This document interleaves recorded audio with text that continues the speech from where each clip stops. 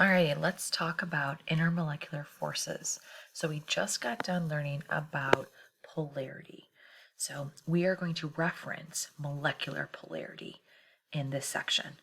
So when we talk about an intermolecular force, we are really talking about the strength that molecules have to hold on to other molecules when they're clumped together.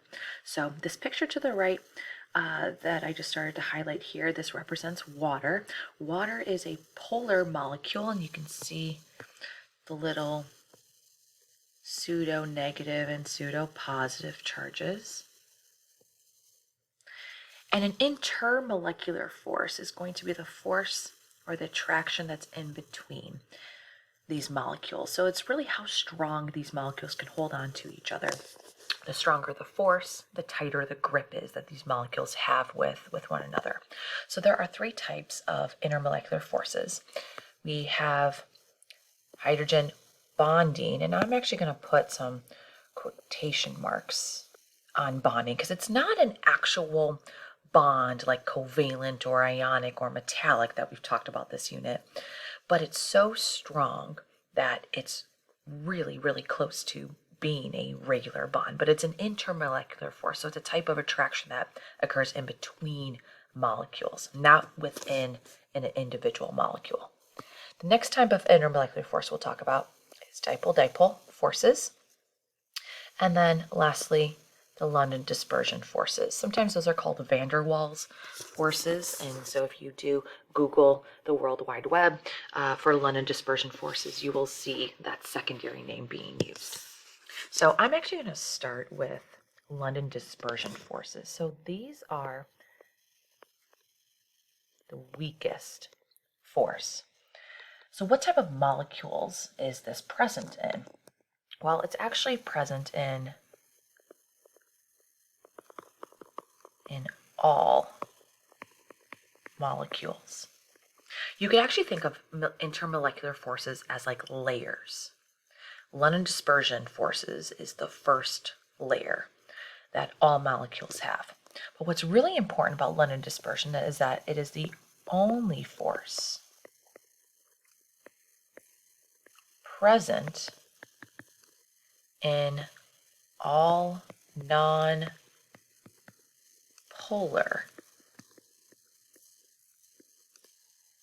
molecules.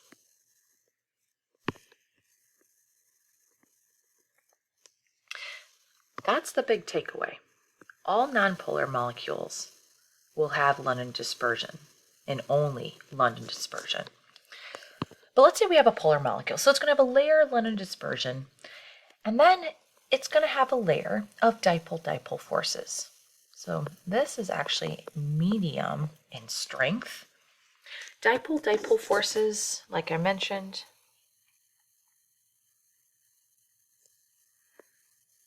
are in all polar molecules. And what is a dipole? Well, that's actually like these little charges that I had highlighted over to the right with water. When you have these like pseudo charges and you have a polar bond, a dipole, two ends of a pole, form. So it's a very uneven sharing of electrons. Last but not least, we have hydrogen bonding. And like I mentioned earlier, these are the strongest of the intermolecular forces. But it's really selective.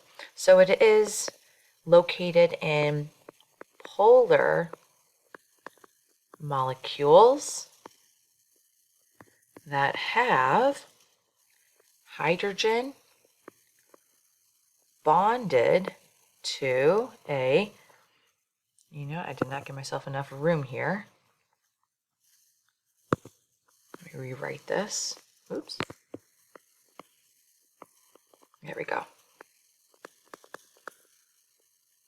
So it's a hydrogen bonded to a nitrogen, oxygen, or fluorine. So they're located in polar molecules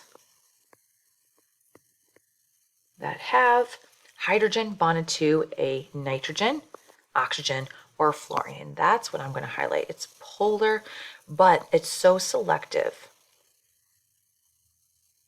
that it only occurs in molecules that have hydrogen bonded to a nitrogen, oxygen, or fluorine. So it's so important to draw your Lewis dot structures just to make sure that if you have some sort of combination of this, that you know that it's for sure a hydrogen bonded to a nitrogen, oxygen, or fluorine. So that is the strongest intermolecular force. So let's look at some example problems down at the bottom. We're on page 19 in your packet. So how can you decide what intermolecular force is appropriate for the molecule you're looking at? You can use this flow chart right here.